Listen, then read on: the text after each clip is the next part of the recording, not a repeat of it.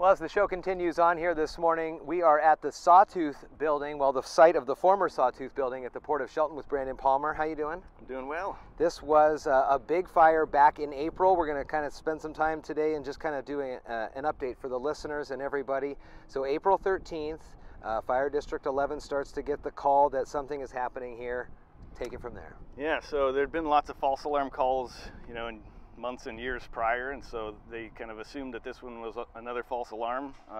This time it wasn't, unfortunately, and so I think it was around 9:13 p.m. or so, basically there was a 911 call, and then within a minute later or so, our reservoir standpipe camera actually saw the fire burn through the roof. It happened so fast.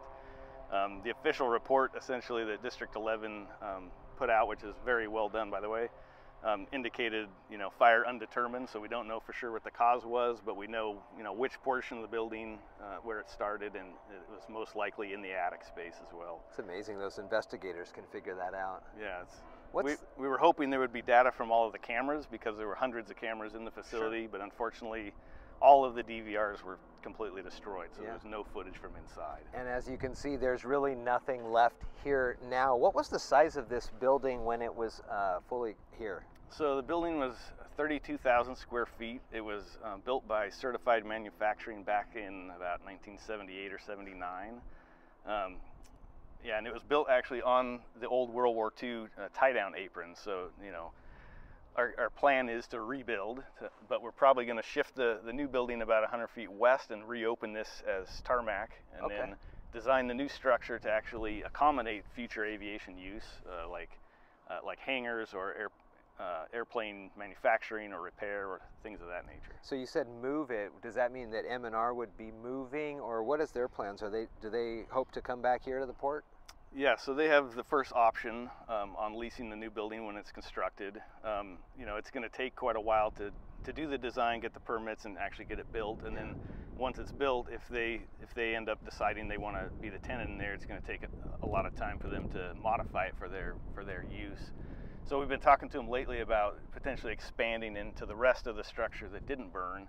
There's about 50,000 square feet that all the first responders were able to protect, thankfully. And there was a 2-hour firewall here that's kind of unpleasant looking built, wall here that we're going to be repairing and turning into a permanent exterior wall here shortly.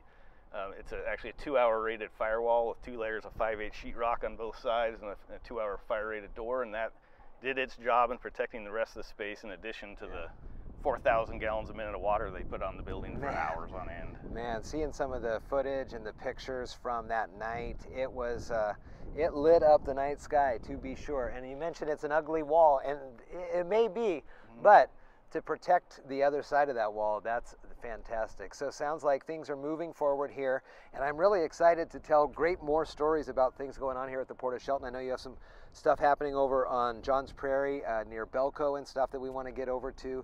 But right now, I think folks were asking me what kind of the update was here at the Sawtooth building for the Port of Shelton, and so I thank you, Brandon Palmer, for spending some time and talking to me about it. Absolutely, my pleasure.